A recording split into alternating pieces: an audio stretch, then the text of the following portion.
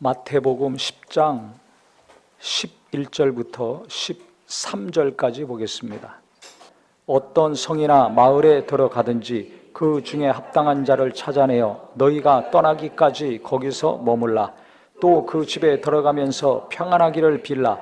그 집이 이에 합당하며 너희 빈 평안이 거기 임할 것이요 만일 합당하지 아니하면 그 평안이 너희에게 돌아올 것이니라. 아멘. 12제자를 보내시면서 예수님이 하신 말씀 중에 일부분입니다. 어디를 가든지 간에 먹고 자야 됩니다. 복음을 전하고 또 떠나야 됩니다. 복음을 전하는 기간 동안, 전도하는 그 동안에 거처가 있어야 되는데요.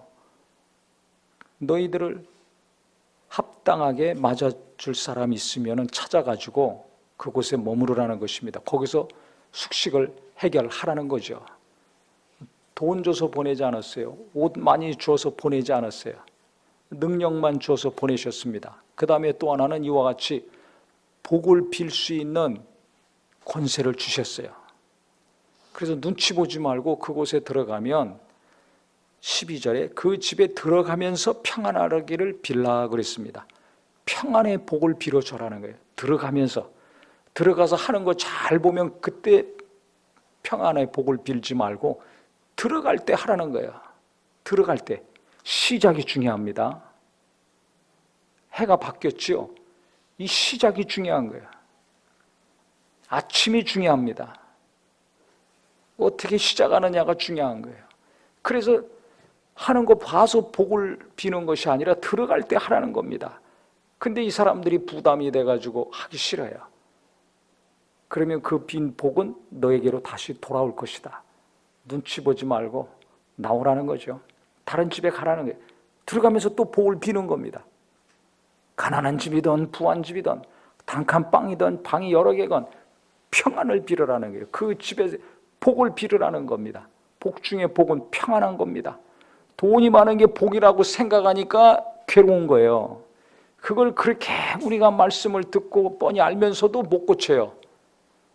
저는 이게 암보다 더 중한 병이라고 생각합니다. 그러니까 마귀는 네가 돈을 많이 벌어야 돼, 네 자식도 돈을 많이 벌어야 돼, 그래야 복 있는 거야 라고 너무 강력하게 심어놨어요. 그러니까 예수 믿는 사람들을 이걸 얼마나 뽑아내느냐, 이게 능력인 것 같습니다. 이게 평안의 능력, 영감 있는 능력, 하나님 뜻대로 살 수 있는 지름길입니다.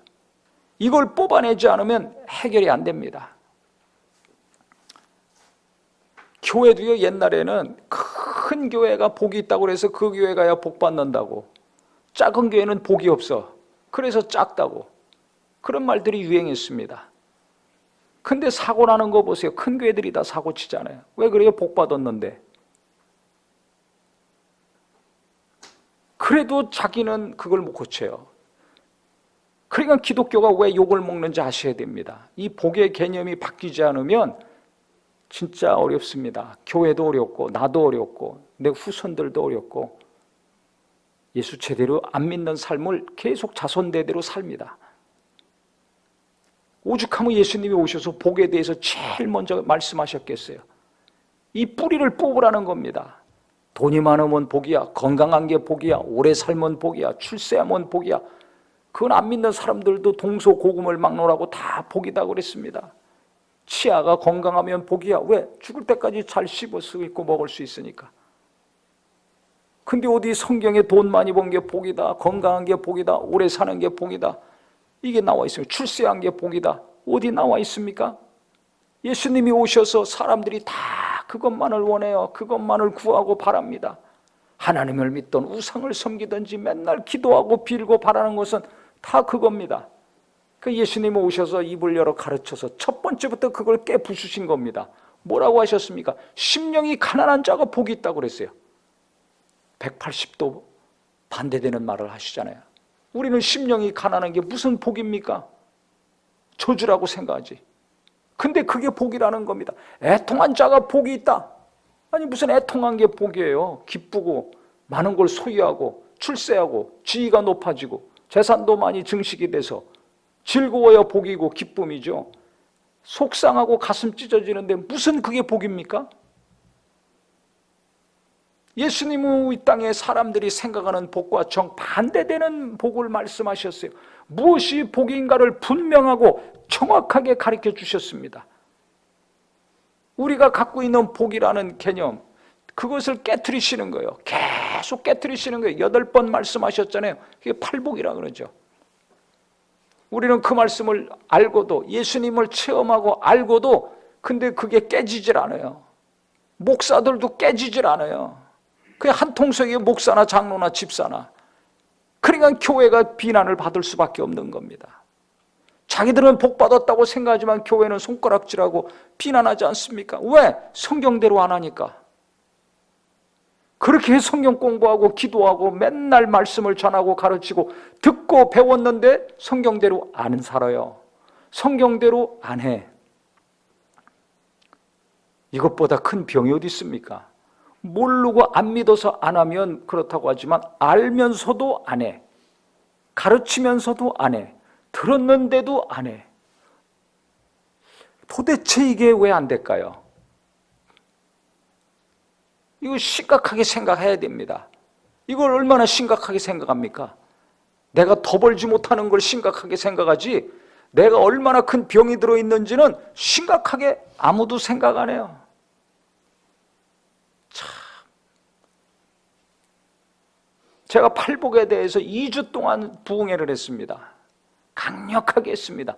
며칠 생각이 바뀌고 그 다음 다시 돌아가더라고요. 그렇게 집중적으로 팔복이니까 4일씩 2주를 집중적으로 했어요.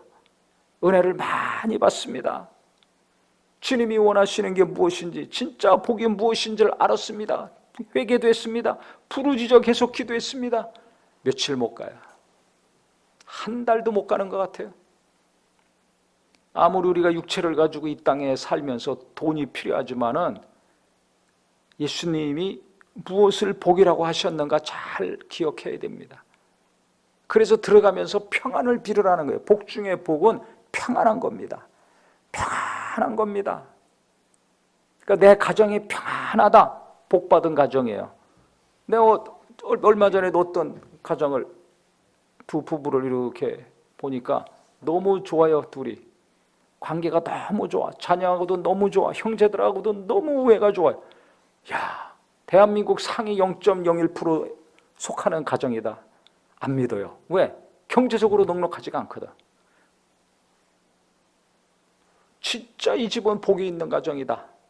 아유, 우리는 이것이 없고 저것이 없고 이것이 부족해요. 자기들이 복 중에 복, 평안의 복을 부부간에, 부모 자식 간에, 형제 자매 간에 누리고 사는데 그걸 복되다고 생각을 못해요. 왜? 돈이 많이 없으니까.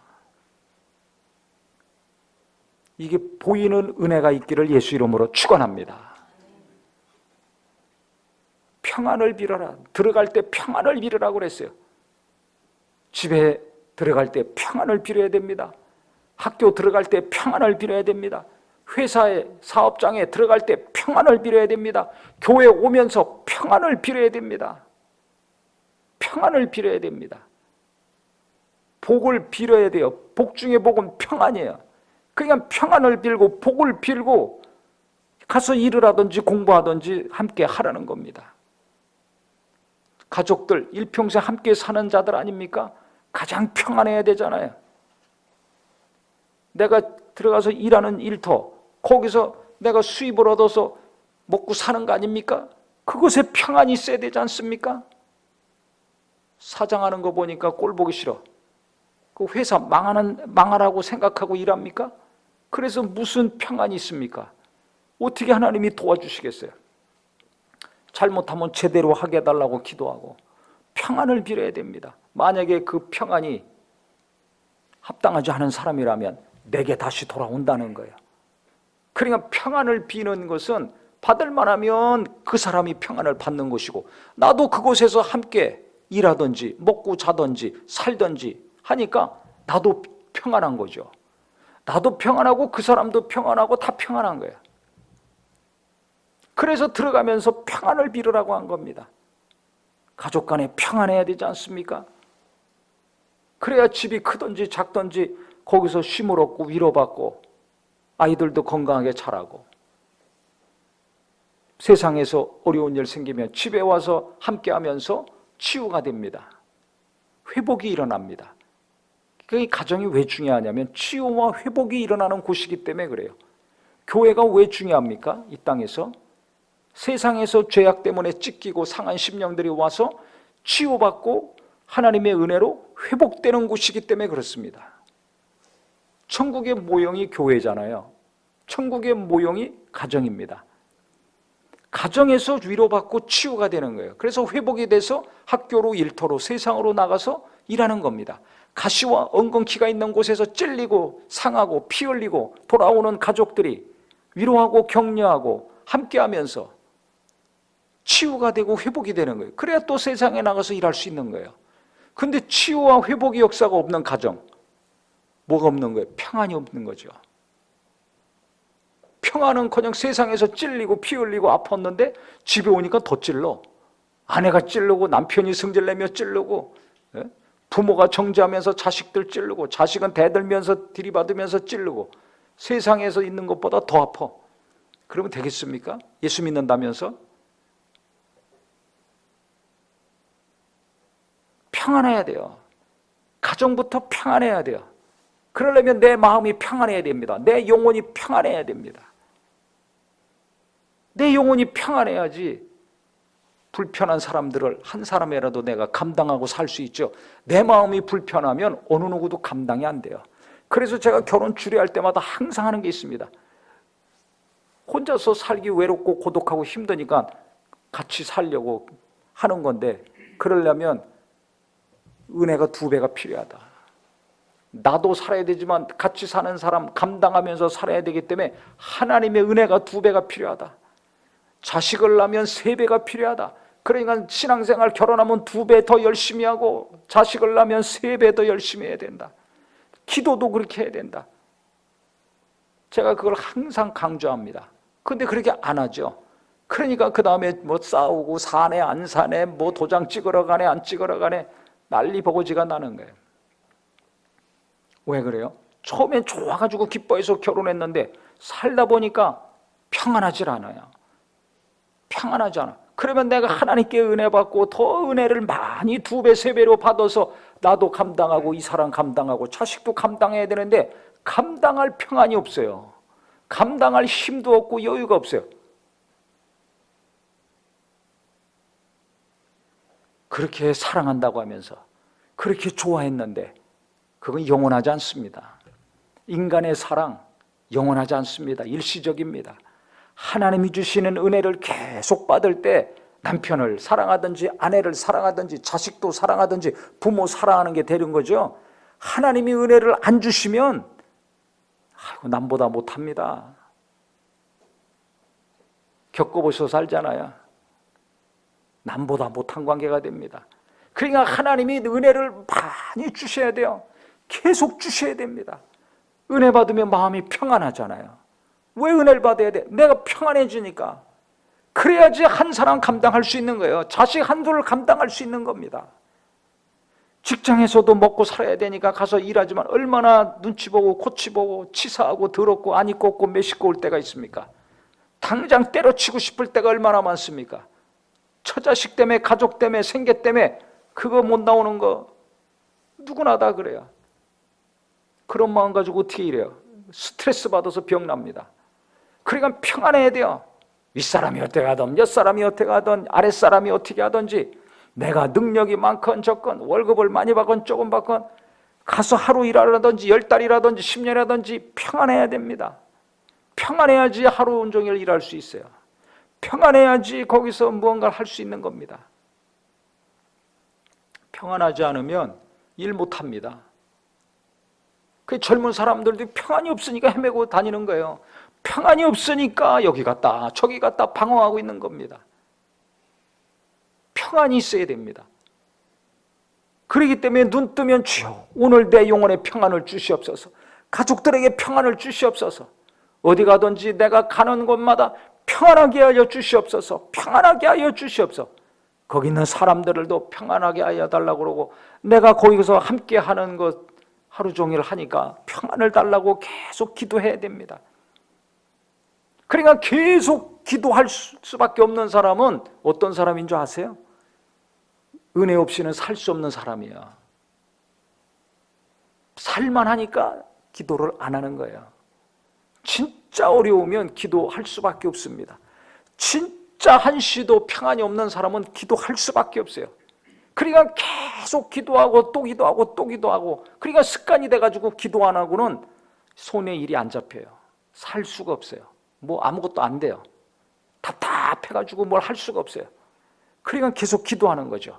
하나님이 주시는 은혜와 위로 가운데 마음이 평안해야 그 다음에 하루 일과를 시작하는 겁니다. 뭘 하든지 간에 평안을 받아놓고, 하나님의 은혜를 받아놓고 시작하는 사람과 그거 없이 시작하는 사람과 얼마나 차이가 나겠습니까? 세상은 우리를 괴롭힙니다. 평안을 뺏어갑니다. 그러니까 날마다 하나님이 주시는 평안으로 내가 평안을 가득 담고서 하루하루를 살아야 돼요. 통장에 돈이 든든히 꽉 차가지고 흘러넘쳐서 매달 살려고 그러죠. 똑같은 거예요. 평안이 있어야 됩니다. 내 영혼의 평안이 계속 날마다 임해야 돼요. 그래야 내가 그날 하루 잘 살고 어려움이 있어도 넘어갈 수 있고, 누가 속 썩이고 상처 주고 속을 뒤집어 놔도 내가 평안이 있으니까 감당하고, 그 사람 감당하고 같이 일하든지 살든지 키우든지 할 수 있는 겁니다. 근데 내가 평안이 없어 보세요. 하나님이 주시는 평안이 없어 보세요. 그거 감당 못합니다. 얼마나 힘든지 몰라요. 통장에 돈은 흘러넘쳐도 내 안에 평안이 없어요. 근데 통장에 돈은 맨날 없는 것 같아도 내 영혼에 평안이 넘치면, 하나님의 은혜를 부어주시면 무엇인가 일이 됩니다. 돈 두고 들어와요. 영혼이 평안하면 이게 뭔가 하나씩 풀립니다. 근데 영혼이 평안하지 않으면요, 있는 것도 날아가더라고요. 제가 교인들 이렇게 봅니다. 나이 들어서 어렵게 사는 사람들 보면 사고 쳐서 다 벌어놓은 거 까먹어서 어려운 거죠. 그거 안 날렸으면 지금 평안하게 안정적으로 삽니다. 젊어서 열심히 일해가지고 왜 홀랑 날렸을까요? 영혼의 평안이 없으니까 그래요. 뭔가 욕심이 잉태하고 딴 생각이 들어가지고 그거 벌어놓은 거 다 날린 거 아닙니까? 그때 가만히 보세요. 그 실수를 왜 했는가?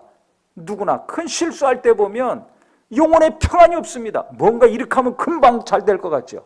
여기 이렇게 하면 뭐 또 금방 2배, 3배 남을 것 같죠. 그러니까 하는 거 아닙니까? 평안이 없어요. 평안이 없어요. 하나님이 인도하시는 곳에는 평안이 있습니다. 그래서 우리 성도님들은 이 새해를 시작하면서 다른 어떤 것보다 평안을 구하고 평안을 비는 기도가 되기를 예수 이름으로 축원합니다. 그리고 날마다 내게 평안을 달라고 아침에 기도하세요. 가정에 평안을 달라고, 가족들에게 평안을 달라고 계속 기도하고 시작하세요. 학생들은 학교 들어가기 전에 평안을 달라고 하세요. 회사 다니는 사람은 회사 출근하면서 직장에 사무실에 평안을 달라고 하세요. 사업하는 사람은 출근하면서 평안을 달라고 기도하세요. 누구를 만나든지 그 사람에게 평안을 달라고 하세요. 그래야 뭔가 일이 되고 대화도 되고 되는 겁니다. 평안이 가운데 하나님은 일하시기 때문에 어지러움 가운데 일하지 아니하시고 평안 가운데 일하시기 때문에 평안을 구하는 겁니다. 그래서 제자들에게 평안을 빌어라 하셨어요. 아이고, 저 사람 평안하면 안 되는데, 저 사람은 좀 하나님이 손대셔서 좀 고난이 닥쳐야 되는데, 아니요, 평안을 비세요. 받을 만하지 않으면 그거 다 내게로 옵니다. 다 내게로 온다고 하셨어요. 그게 손해보는 거 아니니까. 가는 데마다 먼저 시작할 때 평안을 빌고 시작하는 지혜가 있기를 예수 이름으로 축원합니다. 그리고 우리 성도님들은 정말 올 한해 진짜 저도 그렇고 마음이 편하고 영혼이 편한 은혜가 날마다 임해야 됩니다. 그래야 가족 한 사람 감당할 수 있어요. 2배, 3배 임할 때 자식까지 감당할 수 있어요. 다 가족들이 있잖아요. 그 사람들 어떻게 감당할 거 아니에요? 어떻게 감당할 겁니까? 돈 가지고 됩니까? 해보셔서 알잖아요. 돈으로 되는 거 있지만 안 되는 거 있습니다. 어떻게 할 겁니까? 어떻게 해야 내 자식들이 평안하게 삽니까? 어떻게 해야 내 하는 일이 평안합니까? 하나님이 주셔야 됩니다. 평안을. 그래서 평안을 달라고, 내게 평안을 주시고 내 가족들에게 평안을 주시고 내가 나가서 일하는 곳 날마다 평안할 수 있도록 하나님이 도와달라고, 교회도 날마다 평안을 주시고 목장에도 평안을 주시고 청년들에게도 평안을 주시고 교학교도 평안을 주시고 목사에게도 평안을 주시고 성도들에게도 평안을 달라고 계속 기도하고, 선교지에도 평안을 주시고 선교사님들에게도 평안을 주시고 이 나라에도 평안을 달라고 계속 기도할 때 하나님의 평안의 역사가 여기저기서 이루어질 것입니다. 무엇보다 내게 평안이 계속 임하여서 영혼이 잘 되는 자 범사가 잘 된다고 한 것처럼 무언가 하나씩 꼬인 것이 풀어지고 막힌 것이 열려지고 하나님께서 도우시는 형통한 역사를 우리가 체험하고 눈으로 볼 수 있을 것입니다. 그래서 항상 심령이 평안한 큰 은혜와 복이 우리 모두에게 임하기를 예수 이름으로 축원합니다. 기도하겠습니다.